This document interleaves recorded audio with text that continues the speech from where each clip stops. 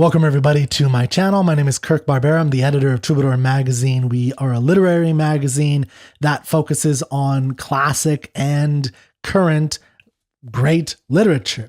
Something that transcends time is the goal that we're going for. And so I've been focusing on Tupac because many people have said that he is a great poet, and I wanted to see where there was merit in that.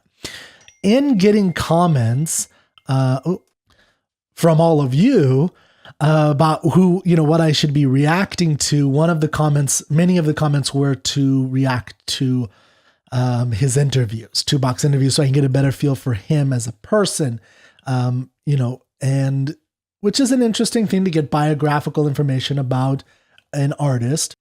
So I am trying that. I did one, which probably wasn't the best one to start with because he ideologically I am very opposed to. And now artistry, is different. This is something that we can, I try to kind of suss out as we go through. But as an example, many of the great artists that I love, if not all of them, there's very few, there's maybe, a handful, not even like two or three that I would agree with philosophically and ethically and politically. And I love their artistry. So my point is that you can fundamentally disagree and even despise the actual ideas, the policies that they want to, or the morality, the way they want people to act. You could disagree with that of an artist. William Blake is one that I use a lot, where he is very mystical, but he has great poetry, and I love much of his art. And so the same thing can happen with Tupac, of course. Now, this is an interview. This is not art. I think I didn't really look into too much what he said. This is a first reaction, so we're going to see how this goes. I'm going to pause as we go so I can, make sure that I am getting the, kind of responding to it. And that's the point of this reaction. Okay, so let's listen to what he has to say. This is on YouTube. It says Tupac Best Interview 1992. I don't know what that means, Best Interview. I guess this person just liked it. Depends on who you're writing your music for. If you're writing music for the guy at the office, then Public Enemy is doing a bad job. Oh, but if they were doing their music for black people or for people who want to come to a better understanding on how things really are, then they did a good job. You know what I'm saying? So that's an interesting marketing perspective. It's something that's much more new in art, I think, because historically art would always be aimed at the people who can get it, which was a very limited class, but you would, it was always believed that peasants, for instance, couldn't understand art. And after the Industrial Revolution and after the Romantic Revolution, particularly in the 1790s and the 1800s, there became this whole explosion of art for everyone. So historically, art was not for everyone. If you were a peasant on a farm, you probably saw art only in your local church. Now, what Tupac, it seems, is talking about is that Public Enemy, I think that's the label he's on. They were marketing toward, people and he'll, I think, expand on this. I'll let him talk in a second, but, people who were from the types of neighborhoods that he was, and it was particularly black people in America. And so by marketing to those people, by sending the message to those people, they did a good job. If they were trying to attract middle-aged white guys in offices, they did a really bad job, because that's not what, and that's fine. Now the question for me is always, what, great art is something that if it's really great, it should transcend any type of specifics, and it should reach everybody. And that's, something that we can discuss and see what else he talks about here. I'm saying, because I want to see the true picture. You know what I'm saying? I don't care if he feels uncomfortable, because what about when I felt uncomfortable for 400 years? So I mean, art should make you uncomfortable many times. I think great art should make you uncomfortable. When you read, it's such a weird thing when I see people, as a literary teacher, and I see people banning books like To Kill a Mockingbird, because it makes you uncomfortable. It's like, that's the fucking point. Like, it's supposed to make you feel uncomfortable. It's supposed to make you, like if something makes you feel uncomfortable because you start agreeing with the guy and you start realizing that guy is racist, that's a good thing, because now it's part of the major value that poetry and literature and art in general has, is to help you self-reflect. It's to help you see. So it helps you see better. So that's a really good point, that we need, we have to have great art that really pushes buttons. And I think in 2020, we were, and hopefully this is going away, in this kind of cancel culture where if you start getting people out of their safe place, out of their bubble, that's a bad thing, that people have some kind of right to their bubble. You don't, because that's how you get into these bubbles that will inevitably lead to bad outcomes. And I think this is what he's saying, is he's saying there is this kind of bubble that he was living in, or that, maybe a white middle-aged person is living in, and maybe even black people, and he wants to make them uncomfortable. And that is a good thing. I think there's a lot of value in making people uncomfortable in literature, for sure. I mean, this goes all the way back to the beginnings of literature, where it's supposed to make you think about a situation that you may not experience yourself. This is part of the whole reason to read literature. You know what I'm saying? Then now all of a sudden it's bad to talk about some real. Anytime somebody pulls a trigger or there's any kind of gunshot, everybody starts running for cover. But everybody's really doing all this shooting in the streets. You know what I'm saying? All this Iran-Contra stuff and that war, all that's violence to me. That's real violence. What we're talking about is fake violence. All this, what we're rapping, it happens in the streets, but us rapping about it is not the violence. And the movie about it is not the violence. You know what I'm saying? It's an adventure world that we are creating. What we're doing is using our brain to get out of the ghetto any way we can. So I like that concept, the using your brain to get out of the ghetto, using, that he's talking about escapism is one way that we look at it. But I don't like, saying that art is escapism. I don't think art is escapism. I mean, there's an element where you're escaping, for sure. But, what he's referring to is there's a good line by John Keats on first looking into Homer's Chapman, a poem he wrote. And he calls reading literature the realms of gold. He's much traveled on the realms of gold. And this is a kind of magical separation, but it is its own reality in a sense. I mean, it's hard to call it that, because I like to call reality. There's only one reality, but it is a recreation of reality. And there's a value in taking reality and separating it from actual consequences like life, death, divorce, suicide, drug abuse, all these things, and good things as well. We could talk about the long-term benefits of hard work and pushing through adversity and grit and things of that nature that'll achieve happiness.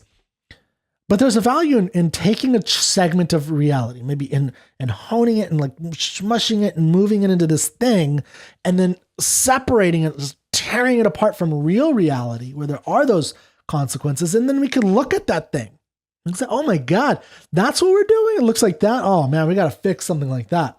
And that is one of the great values of literature. And it's something, again, it goes all the way back to the origins of literature. It's part of the innate, it's an innate part of how our language, how we create art and why we create art. It's the ability to separate from, to look at something, to separate it, and to contemplate it. And contemplating is the point of art. So we tell these stories, you know what I'm saying? And they tend to be violent because our world tends to be filled with violence. A lot of the great literature of all time was violent because the reality was violent. Just read the Iliad, read even the Odyssey, the Aeneid. It's in Ovid. It's in the Greek plays. They're all violent. And there's very few non-violent Greek plays. I've read most of them. I don't think there's any that has no violence in them. I mean, even the ones that are like Aristophanes, there's comedies and there's still some stupid, little bits of violence, at least on the outskirts of it. And this is true throughout all of literature. So, he's absolutely right in that sense. If his upbringing was like that for sure. I would rather tell a young black male to educate his mind, arm yourself, and be free and defend yourself than, just sit there and turn the other cheek. I agree with that, by the way, morally. I definitely agree with, I don't like the Christian principle of turn the other cheek. I think that's a way to become a slave. And I mean that. And I know I'm a white person, but black people are not the only people in history have been slaved, by the way. So if you think that, read some history books. Most races of, every color throughout, if you go far enough back, depending on who you're talking about, there's been slaves of all different types. I mean, even while there were black slaves in America in the, late 1780s and 90s and into the early 1800s, there were 1 million white slaves. People owned, not in America, but in other parts of the world. There are over 1 million white slaves, particularly in certain areas of, I think what we might call like the Middle East. So this type of thing, I mean, by the way, this is where the Tripoli pirates, so whatever. Hold on 1 second. I'm forgetting something important here. Okay, my apology. I wanted to fact check myself. So it's over 1 million white slaves. The African Barbary Coast. This is a big part of the slave trade for both blacks and whites, but there were actually in that area, calculated now more than 1 million white slaves. And that's just, in the 1800s, in the early 1800s. Europeans and Americans, I believe. I think mostly Europeans, but, there's an interesting book on that. So, and I forgot the name of the book. Okay, here's the book. I just wanted you to see what I'm talking about. It's called Christian Slaves, Muslim Masters, White Slavery in the Mediterranean, the Barbary Coast, and Italy, 1500 to 1800. So now why it ended is an interesting story as well, but that's for another time. There's I forget. I have all my books packed away and I need to go look at them to remind, but there's Thomas Jefferson had a big part of that when he was president in helping to eliminate it. It's actually also the formation of the Marines around this time and what they were used for. Anyway, sorry, that's a tangent. The point is that the mentality he's trying to separate from is a good one. The mentality of turn the other cheek leading to these bad things is what my whole point is, that if you have this idea of turn the other cheek, that's the mentality of slavery. You should have the mentality he's talking about, which is the mentality of protect yourself, defend yourself and protect yourself and things of that nature. Okay, let's keep the message going. That sends out, that's the kind of message it is. No, but precisely in the film, sort of things degenerate when Bishop does arm himself. But he didn't educate his mind. That's true. That was just violence. It had nothing to do with his brain. It had nothing to do. He used the wrong targets. That's absolutely wrong, and I know everybody's going to see that when they see the movie. He didn't do anything to help us get out of his situation. In fact, Q was closest to getting out of his situation. He used his mind. When you use your brain, it doesn't always have to come to a violent end, but sometimes it does, and that's all that I'm saying. That is a choice. Yeah, I think they the give movie us shows that it's definitely right. a choice. They never show you that, okay, the cop's beating on you. You have a choice. Violence to defend yourself, you know what I'm saying? Turn the other cheek or wait for the news cameras to come and talk about it. Okay, so that is a problem. Now, here's the thing. I think Poetic Justice. Yeah, I think that's what it's. No, that's 1993. Maybe it's Juice, 1992. Which one is it? What movie is he talking about? Yeah, because I'm not sure which movie he's talking about here. But so this is a complicated subject. If you are ready to have a revolution, then I agree with what he's saying. Then you need to, if a cop is beating you, you need to fight back. But understand that therefore any use of force by the cop is justified.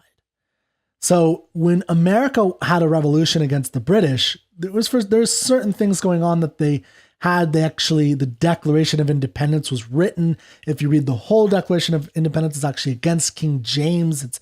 They're declaring to the world why they're breaking off from the government of Britain, and then Britain sent military men, and they fought a brutal war for it. And the brutal war was savage war. And so if that's what you're talking about, that's what he's kind of implying here. You have to understand that, this kind of mentality has impact. It has ramifications that are not good for anybody, including the people fighting back. Now, if you think that that's what's necessary, a revolution, a rebellion, then yeah, fight to the death. Absolutely. But understand the other side is going to fight back. Now, the alternative is to advocate for knowledgeable ways to fight in the system. That's the other way. Those are the only two. And by fight, I mean intellectually.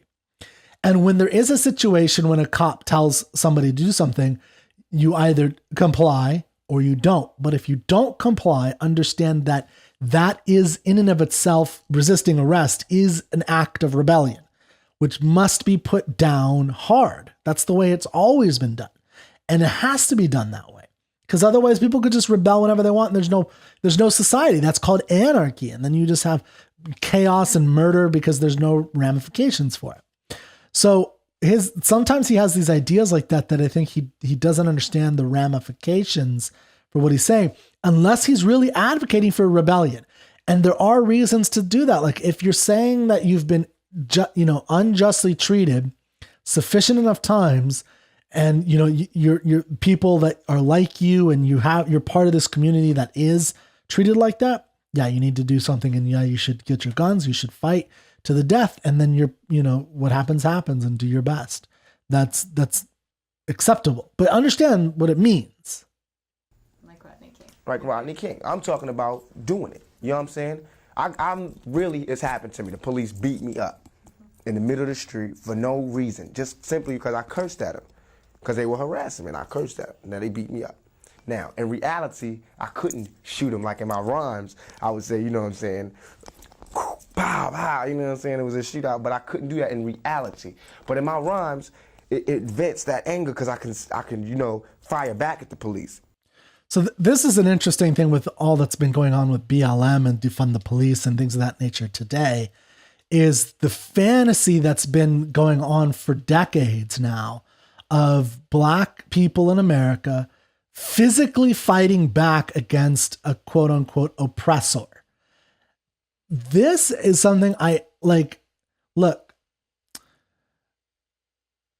if you really feel that way, you first off should have evidence that, there's something actually unjustly going on.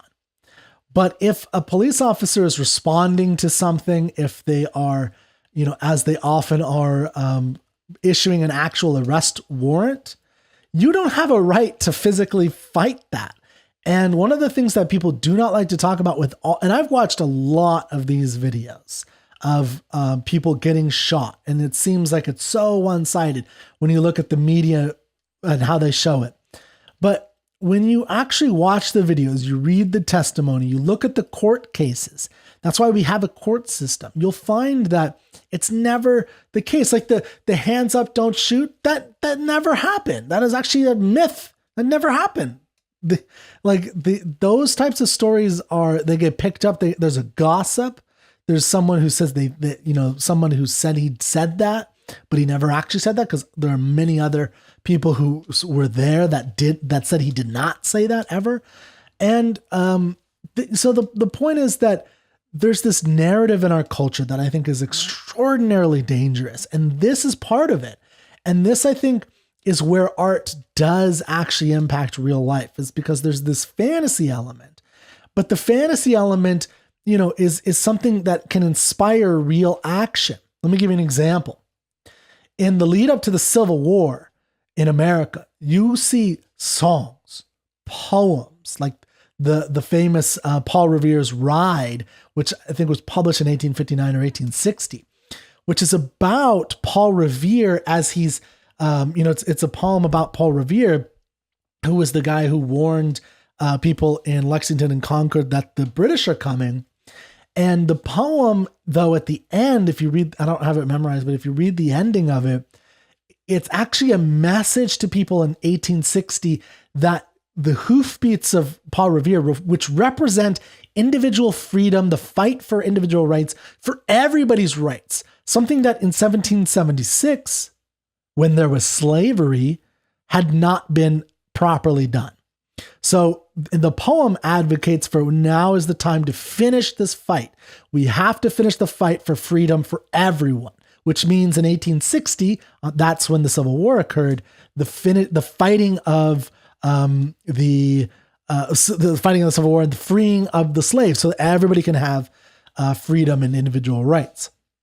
So my point is that art actually reflected reality. There was a lot of art like this. I'm doing right now, I'm putting on a series, if you go to troubadourmag.com, of Benito Cereno by Herman Melville, which is about an American captain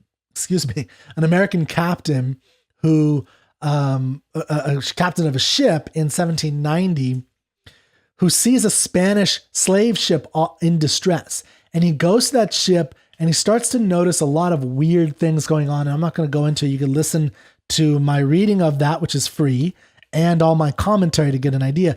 But it's a lot about and it was written in 1855. It has a lot to do with relations of race. And it has something very specific to say, which leads to the 1860 Civil War. My point is that we have this view that there's art and you could say whatever you want. It has no ramifications at all.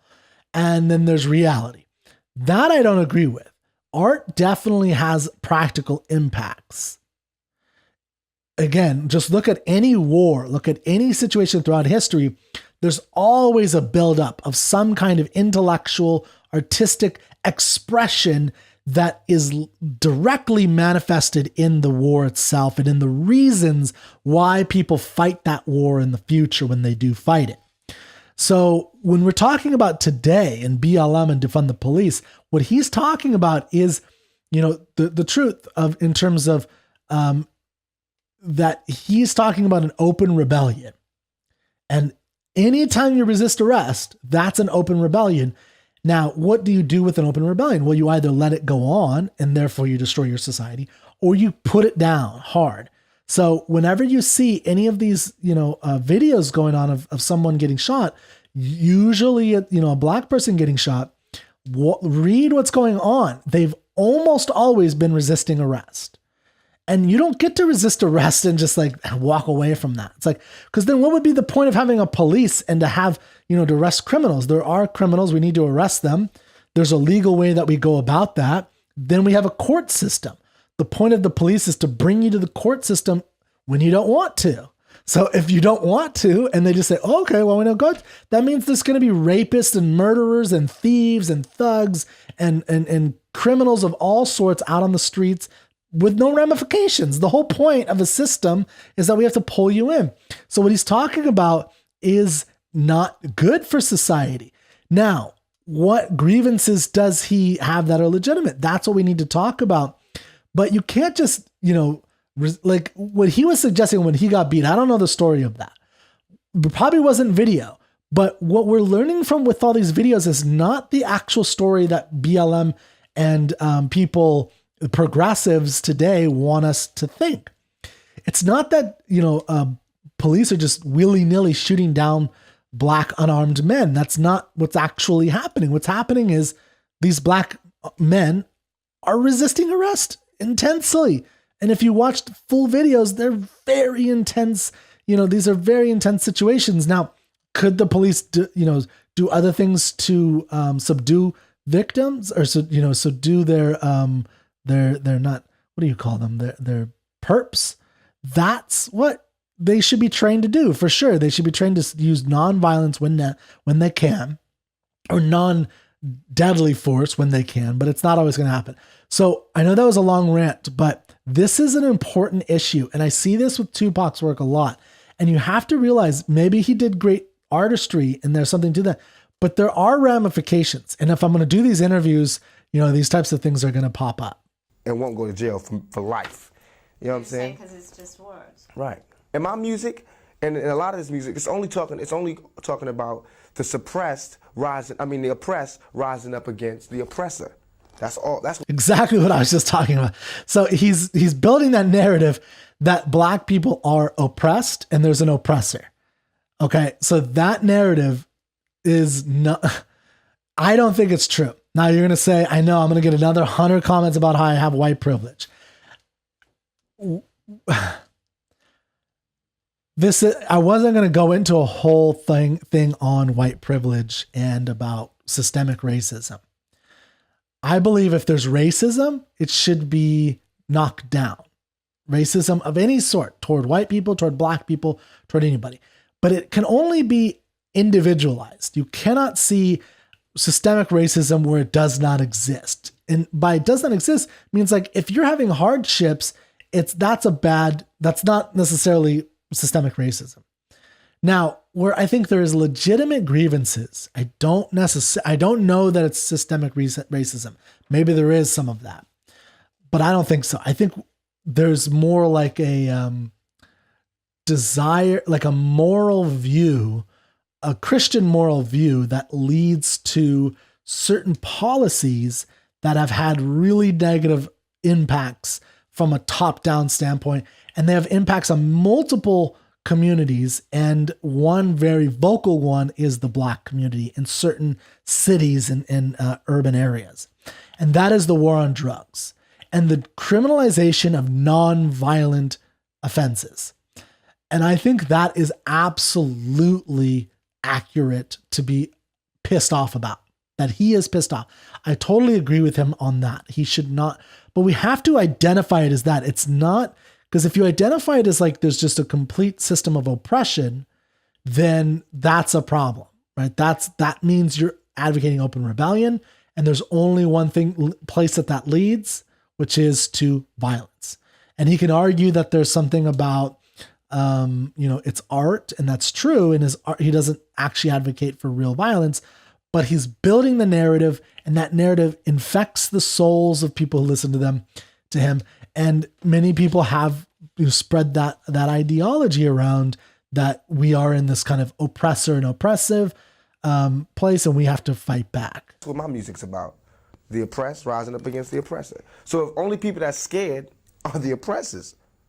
The only people who could have any harm coming to them are those who oppress. Simple as that.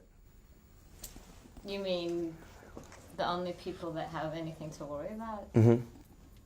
But it seems to me that the people that are being oppressed are the ones who have a lot to worry about too, because they're the ones that are getting beat on every day or not. Right, and that's why they need to start, striking back, beating back. So now why would you choose acting as a career when it's going to be harder compared to all the visibility that you can get with music, or do you plan to continue? I'm doing both. I'm still in Digital Underground. My solo album, Tupac now, is out in the stores, doing good. I still got music with Digital Underground. That album is doing very well. So it's all just basically showing and proving. I'm made it out, and I want to stay out. And I want to show by my actions, by my interviews, that this is how you stay out. You know what I'm saying? And it's still real. I'm still that young black male. I didn't turn into, Arsenio or Cosby. You know what I'm saying? I'm still the same man. Cosby. Those people don't say anything to you. They're the people that are the most visible to young people today. Those are the people who I admire. I've been, like in all these other interviews, I know people are going to trip because I've been down on these people. But what I failed to say was how much I admired these people. You know what I'm saying? Like Spike Lee and Arsenio Hall.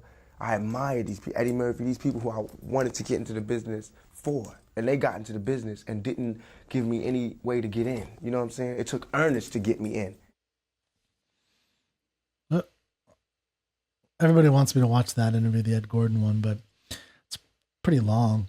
Okay, so this was already a pretty long episode. Thank you for listening if you listened all the way through.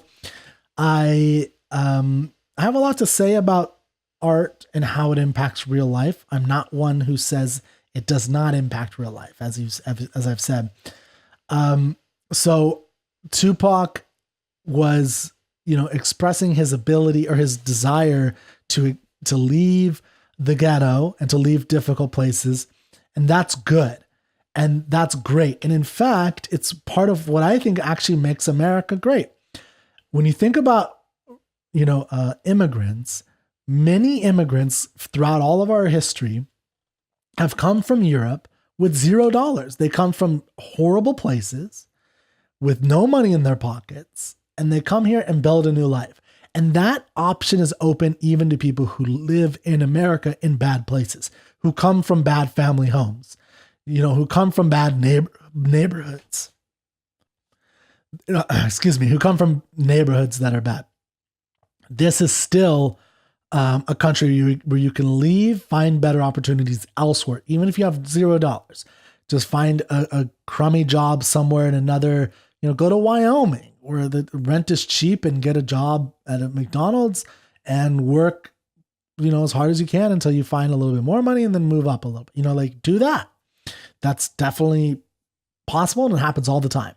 So my point is that if we're going to be talking about this oppressive nature thing, fine. If you think that, then okay. That's fine. Just understand what that means. And that means war, which means brutality on both sides. And that means continued brutality, not peace. That's not the message of peace, what he's talking about. That's the and unity. That's the message of kill or be killed. Because when you're talking about, slavery versus the slave masters or oppressor or oppressives, that means you go to war for those things. That means people die. And that's not what I want. And I don't think that's what most of you want. So I hope we can pass this narrative of that, move beyond it in 2020 and find ways for us to connect. Okay. Thank you very much for taking the time to watch this. And I hope to see you next time.